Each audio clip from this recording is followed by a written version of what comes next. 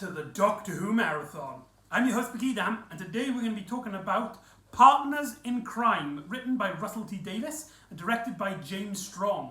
This is the first story in Series 4 of Doctor Who, that aired in 2008, if I remember correctly, which is David Tennant's third series overall.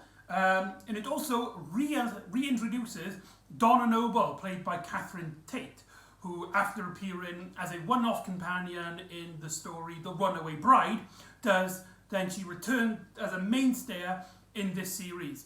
Now, that puts Donna in a very unique situation. Originally, we were going to have a completely different companion, but Russell T Davies, he mentions in one of his books, The Writer's Tale, that he originally wrote for a new companion. However, he felt like he was just basically writing Donna, and Catherine Tate was actually available and wanted to do it. So Russell T Davies then rewrote the scripts so that now it was Donna instead of this new companion. And that's how we got Donna Noble.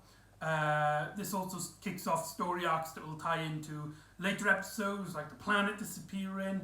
A character has a cameo at the end of the story, and it's a whole segment of the series.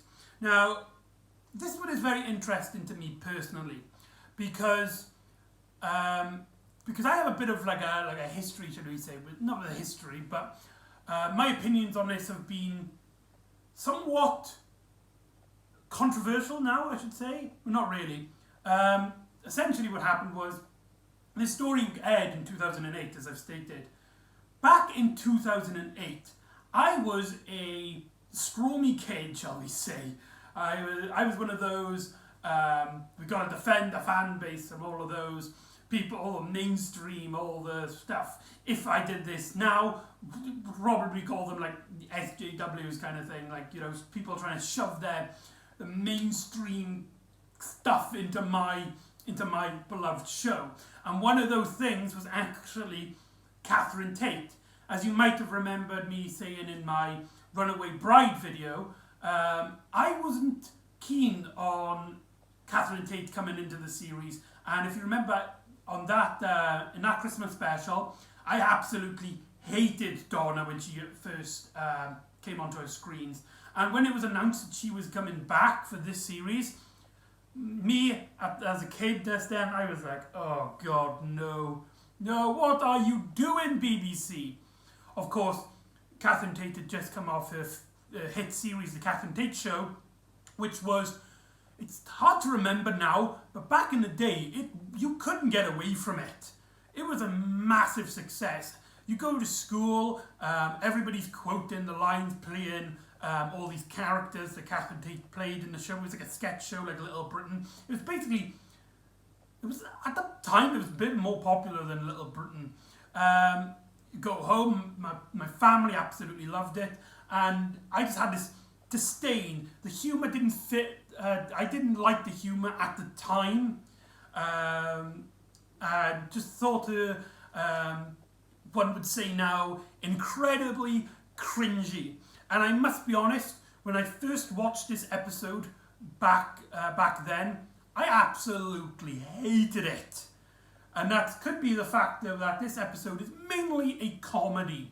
You have your serious episodes, you have your cheesy stories, and then you've got like your full-on comedies, and that's what this story is.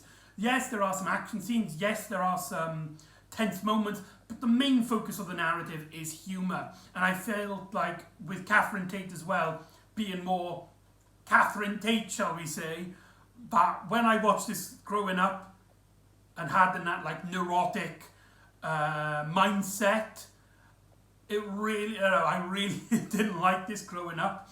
But over the years, I have grown accustomed to Catherine Tate's point of view, and by the end of the series, she just completely blew me away. I mean, she became a lot of people's favourite companions, and not just because, it's Catherine Tate and she's funny, but also because she has this amazing character and this amazing personality about her, and actually generally like her. And I think it was when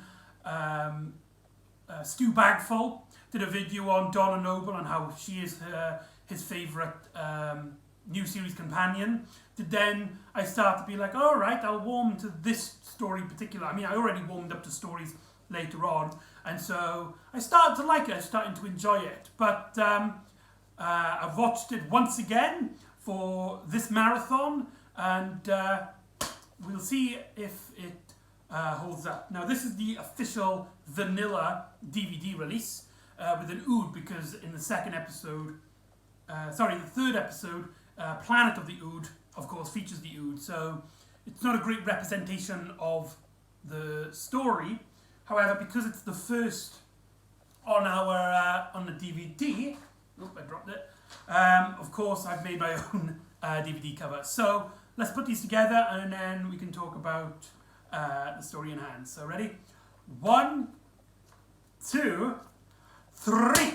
There you go. So here's the cover that I've got. This is from Christopher Doctor Who DVD covers, which is he does some fantastic artwork. We have the foster mother in the middle of them, and some cute little adipose. I used to hate the adipose when they came out, thinking it's like, what? That's a Doctor Who monster, living fat.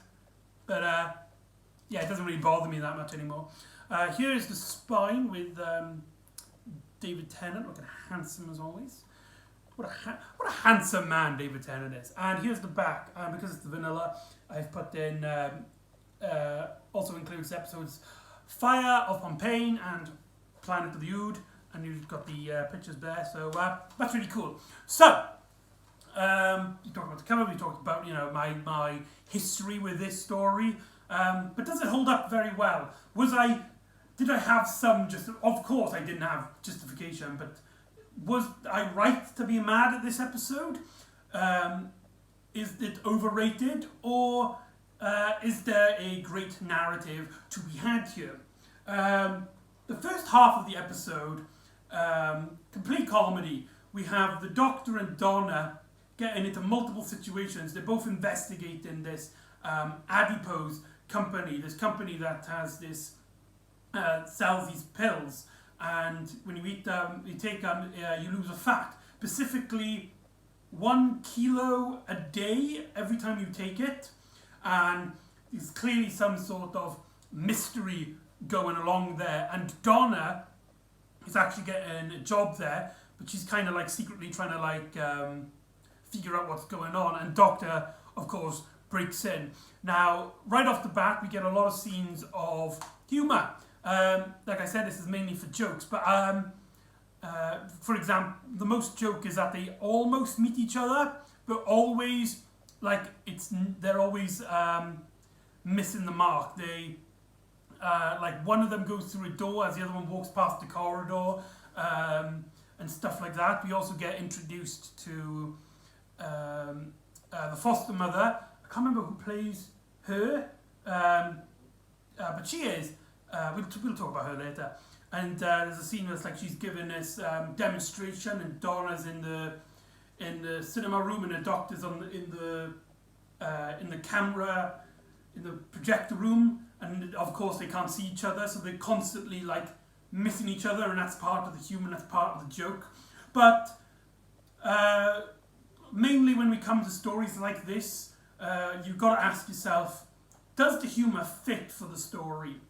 And I argue, yes, it does, because we have the first half of our characters separated, giving us time to see them before they meet up and interact. This means that for this adventure, although, the Doctor and Donna are like, oh, I've met you before, hey, you don't need to watch The Runaway Bride for this, because we get introduced to Donna ourselves, and we kind of get this feeling that she's met him before, in later scenes, and so that this story holds up in that regard, in terms of it being related to The Runaway Bride, which is so good because I didn't like Runaway Bride at the time, and the characters, like I said, spend most of the time out of the way. The Doctor, being the scientific one, is mainly investigating. There's not really much for him to do in terms of a personality at this point, because part of the Doctor's big character is that he bounces off people. if you think about it, the Doctor's really a symbiotic creature. A great example, one of my favourite scenes that are back to back, like my favourite comparative scenes that are like back to back, is with Donna going up to the hill to meet her grandfather and the Doctor in the TARDIS. Donna goes up to meet her grandfather, who's been looking at the skies because he believes in all this alien stuff. And it turns out her grandfather is Bernard Crimmins' character, Wilfred, from his small little role in Voyage of the Damned, in the last Doctor Who story we tackled with. It turns out that he is actually Donna's grandfather. And they have this really lovely scene of them talking about space and how, as well, that Donna she's not herself. She seems to be drifting. She just kind of goes with the flow, and Donna explains that she's waiting for a man. She met this man, this amazing man who could show her the world, but she let him go, and now she's trying to find him again, and that's why she is doing all this investigating and stuff. She's trying to find the Doctor, and Wilfred is just like, you got to go after him, you got to find him. Now, it would be reminiscent if I didn't mention that originally this scene was actually supposed to be with a different character. You see, in The Runaway Bride, one of the minor characters is actually Donna's father. Her father, I can't remember who plays him. I'm terrible with names, I do apologise. And they actually filmed this scene, but instead of Donna meeting her grandfather, because Wilfred was non-existent at this point in terms of the script, it was supposed to be her father. But sadly, the actor who played Donna's father in The Runaway Bride sadly passed away, and they decided that instead of recasting the character, they would introduce a new character, Donna's grandfather, and have him played by Bernard Crimmins, who had played a character in Voyage of the Damned. Now, originally his name was Stan in that story, but when they found out that they want him to return, Russell T Davies changed his name to Wilfred, and the rest, shall I say, is history. So that's a big important scene. And I really like how, like, you see how Donna's like drifting, she's learning from herself, like she misses the Doctor and she wants to go travelling again, and she has her grandfather to support her, to help her, and you have this amazing scene. It's about 5 minutes long, or maybe it's shorter than that. And then it cuts to the Doctor, who is examining this pill that he got from this necklace thing that he got from the adipose company, as he was disguised as a health and safety expert going into the offices. And he's rambling away like he does, and he looks up, and no one's there. He doesn't have a companion, and the TARDIS just goes completely silent as the Doctor just stands there, realises that he's alone, and we get a lovely shot of the interior of the TARDIS as the Doctor's just standing there. These two scenes are amazing on their own. The Doctor's loneliness, it's short but really sweet, and we get Donna's lovely moment with her grandfather, and Bernard Crimmins is just what a saint. I mean, he is just one of the most lovable people on the planet. If him and Tom Hanks are in a movie together, and that needs to happen. They need to put those people in there. Just have them two just talking and having fun. Come on, everyone would watch that. But anyway, the fact that these scenes are literally next to each other, they are compared to one another, happens one after another. It's so poetic. And that's what I mean when I say this story has more than just comedy going for it. There's a lovely idea here of Donna feeling lost, and she is going everything for to try and look for the Doctor, and there's this poetic justice in a way. And so Donna and the Doctor go into investigate separately on two people who have been taking these pills. This woman who's lost a lot of weight, and she's actually going to dump her boyfriend, and she seems this really cheerful character who befriends Donna almost instantly when she knocks the door. And there's this small little bond here as the doctor goes into this guy who kind of seems kind of dorky, and he basically explains that he's lost a lot of weight as well, but he loses it at a specific time of the night. And he knows this for a fact because his burglar alarm goes off every night, and he has no idea why. He's had experts looking into it. There's nothing faulty technically, but the alarm system just goes off, and he doesn't know why. And so there's a doctor investigating, and Donna kind of doesn't really know what she's doing. So she's just she's asking around, but she doesn't really know what she's looking for, as the doctor does.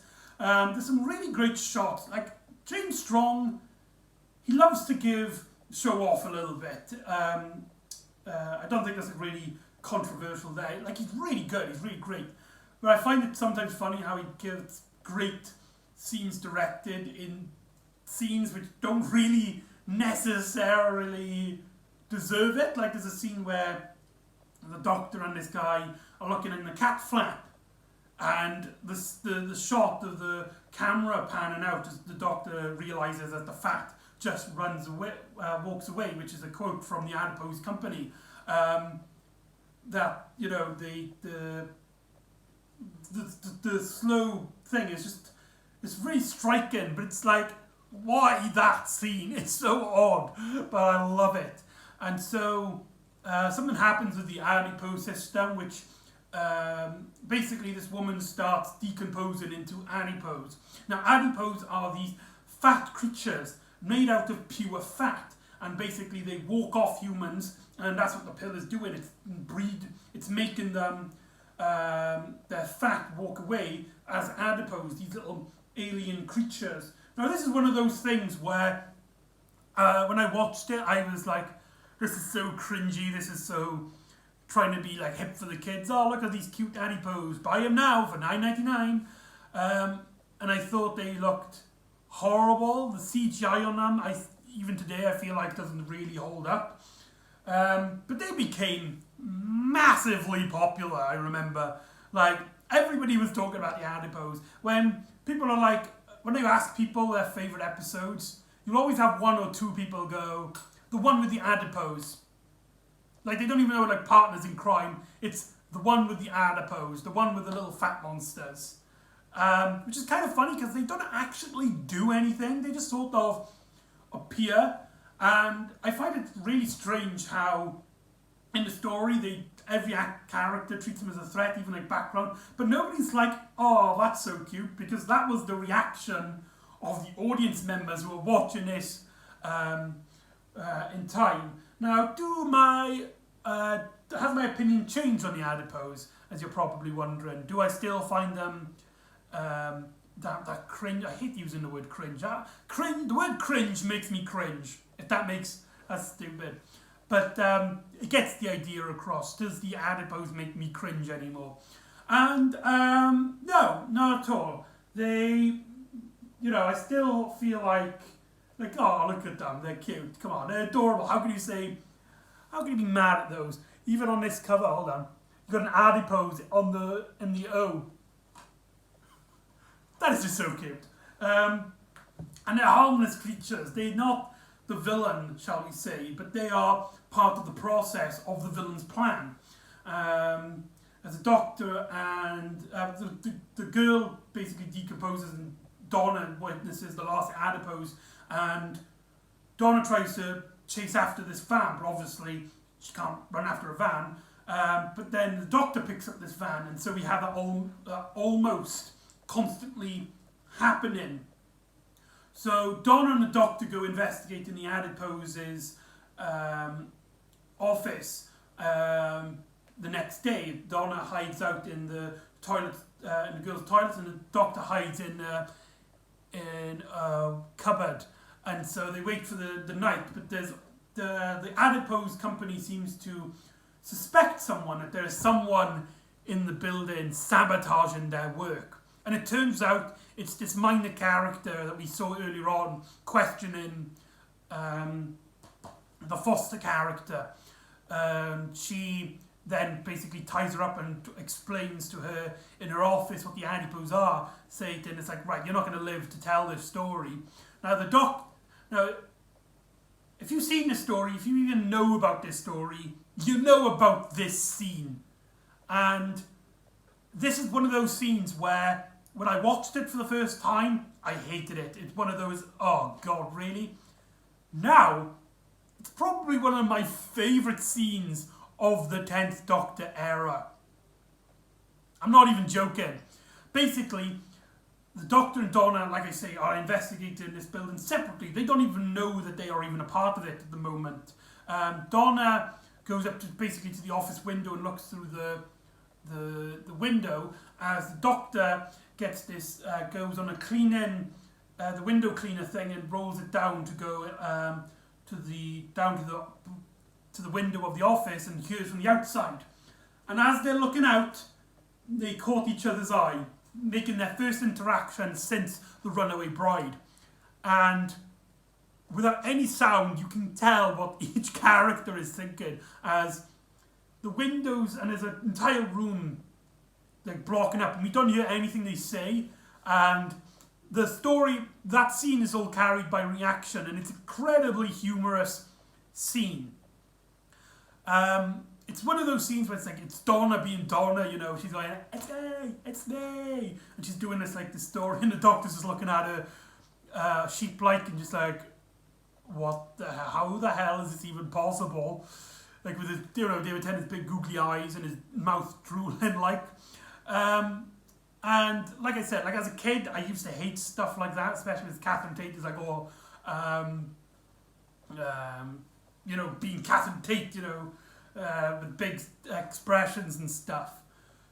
However, since first watching this, I've gained a huge appreciation for silent comedy like this. Like, I've grown up now with Charlie Chaplin and Buster Keaton and a lot of, like, Benny Hill, and I am very grateful for directors and writers who can tell humour and stories visually, and this is a great example of humour played visually. There's no dialogue. You don't hear anybody. There's no jokes there, but it's just the scene, and it's one of the most iconic scenes in Doctor Who. Oddly enough, it's one of those things which people always seem to remember.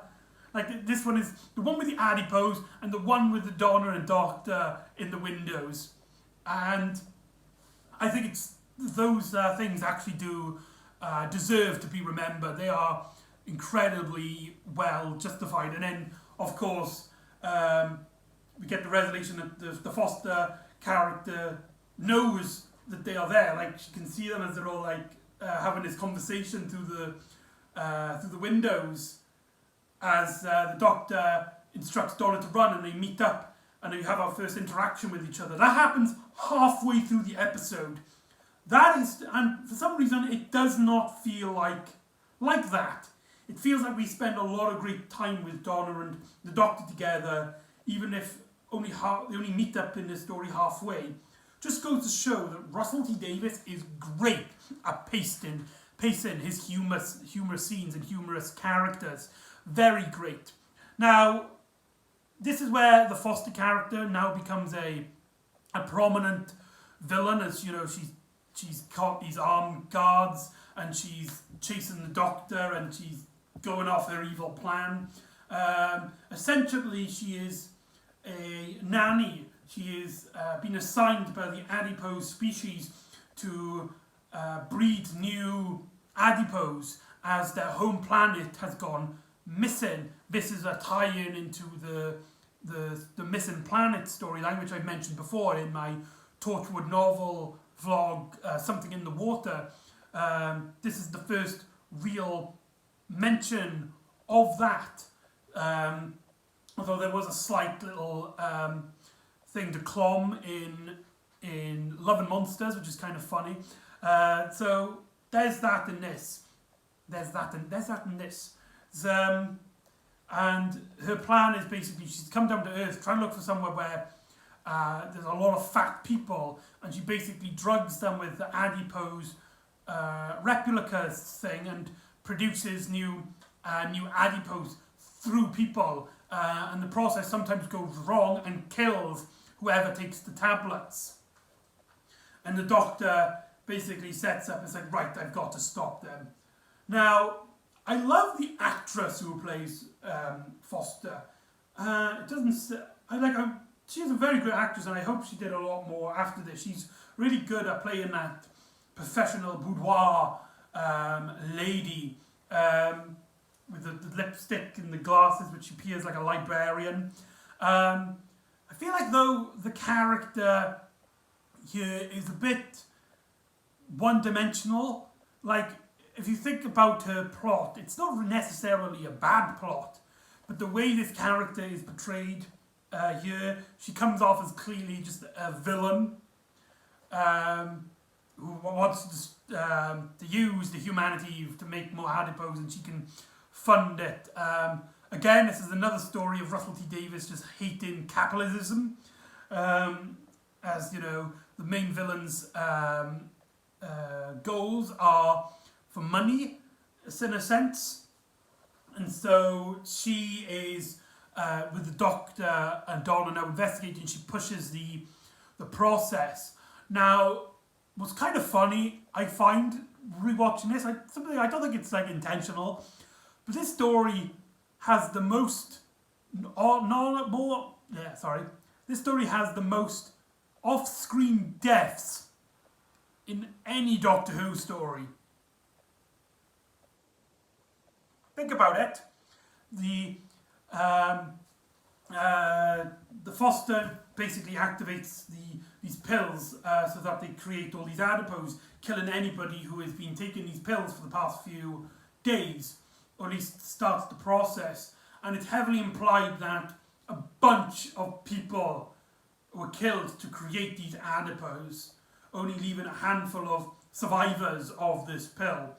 Of course, there wasn't that many, so they only got like a few thousand of adipose, and the ship starts coming into the sky. I love that sound that ship makes. As a sci-fi nerd, that wah sound when it arrives into Earth's atmosphere is just pure gold. Love it, absolutely love it. And the Doctor gets this message, he gets the adipose's messages, and he discovers that the adiposes have come to collect their children. However, they know that the process is illegal in the galactic, in the Shadow Proclamation. This basically the Doctor Who's equivalent of the Galactic Senate from Star Wars in a way, which gets another mention here. That's something that's been mentioned since episode 1 of the new series in Rose, fun fact. So, and the adipose have basically decided, right, we're going to take our children and we're going to try and get rid of Foster as much as possible. So the Doctor goes up to the ceiling as the Foster is basically lifted up into the sky, just about to head into the adipose ship. And the Doctor basically states, I know what they're doing and they want to get rid of you. It's like, no, they need me. They need me for their children. That's the thing. They have their children. They don't need the nanny anymore. So they need to get rid of you because you're the connection to breaking the law. And so the Doctor, the adipose kill her, drop her to the deaths. And the Doctor is sad by all this, but the adipose start flying up and start waving in this really cute scene. As Donna points out, she's waving to Fat, and the and Donna is like, what are we going to do? We're going to stop them? But the Doctor's like, no, they're babies. They can't help how they were made. That makes a change. That Martha character you've mentioned, your old friend Martha, since we last time we met, must have done you some real good. Referencing in The Runaway Bride, how the Doctor let a family of of the Rachnos be perished by the flood. And so now the Doctor's letting the children live, because, they can't help where they come from. They can't help their ancestry. So that makes a nice, sweet ending, as Donna basically invites herself, basically presuming that now that she's met the Doctor, that she will just come back onto the TARDIS crew again. She'll just come back into the TARDIS team. We get this beautiful scene in which the Doctor basically describes how, like, with Martha, he took her as a companion, as a friend, but it got complicated. He ruined half her life. And he doesn't know if he can do that again. He doesn't need any he doesn't want any needless complications. He just wants a mate. You just want a mate? No, a mate. A mate. God. Like that little scene, that's another one of those scenes in a story. Like, there's a lot of humorous scenes that, like, a lot of people remember. And this story is probably one of the most quoted stories, like, I think, because it's got a lot of little dialogues like that. And the story actually ends with Donna basically saying, right, I need to put these keys. She rings her mum and puts the keys in the bin. And then she tells this woman, look, this woman's going to be looking for a bin.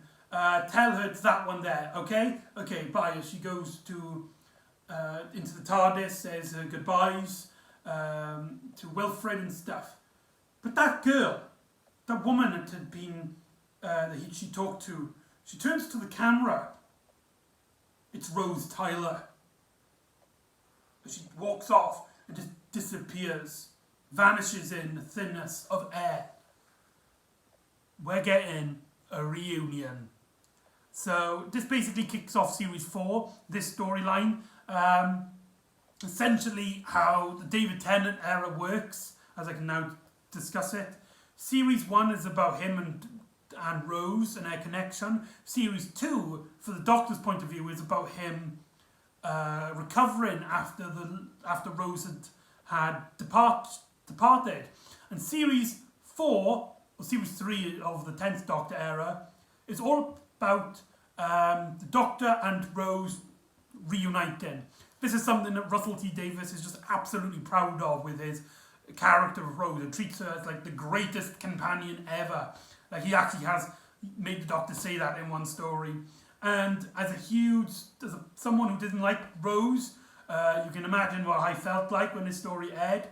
And it's something I still kind of like, oh, can we just have one series of the Doctor not whining over Rose? Just please. Although Rose doesn't actually get mentioned in the story from the Doctor, so from his point of view he's recovered, but this cameo is teasing for that. And it's also one of those things that's just like a nugget, a little, like, if this was a Marvel film, this would have been the post-credit scene, the little teaser for the future yet to come. And there you go, that's Partners in Crime. Overall, it's immensely funny, it's humorous, it's a really good time. I don't think it's anything special though. It has some great moments, some great scenes, some great characters, some great interactions with the Doctor and Donna, and shows that Donna was a great companion to join the TARDIS, even though her best parts are yet to come. But in terms of it just as an adventure and just as a Doctor Who story on its own, I feel like it's okay. Like, if you take the humour out, the fact, like, this is Doctor Who meets the Catherine Tate show, and just purely on its narratives and its story structure, it's okay. It's functional, it works. It's maybe a little bit generic in that sense, but the story is mainly focused on its humour. When you add those elements back into our criticisms and our evaluation of this story, then, like, it becomes one of the most iconic Doctor Who stories, Partners in Crime. So, highly recommend it. It's a lot of people's favourite, which is kind of surprising. Like, I enjoyed it much, but your favourite? Over Genesis of the Daleks, Remembrance of the Daleks, Blink. Actually, I'll take any story from series 3 over this. But that's just me personally. So yeah, I hope you enjoyed this video, and because this one's really personal to me, because reviewing this, I really kind of like looked into myself, if that sounds corny. I reevaluated my life, and I realised how much I've grown since watching the story. Back then, it's one of those things I cringy, look how mainstream. And if I had that mindset today, I would be like, oh, look at those like SGWs, oh, look at those political too correctness and stuff, like all that rubbish that a lot of these websites talk about. But it's shown that I've grown out of that. I have matured, and I feel like a lot of that is because of Doctor Who. And so I appreciate this story so much, and it's will always hold a special part of me, mainly because I hated it first of all, and but only because of childish needs, and growing up to those childish needs, that I appreciate this story in a way that I do genuinely enjoy this adventure. So there you go, that's Partners in Crime. So join me next time when Jack introduces the Tortured team to an old friend, a friend of the Doctor's, as Martha Jones joins Torchwood. So join me next time for, I believe it's called Reset? I can't remember. I believe it's Reset. So I'll see you next time for that anyway. Ta-da.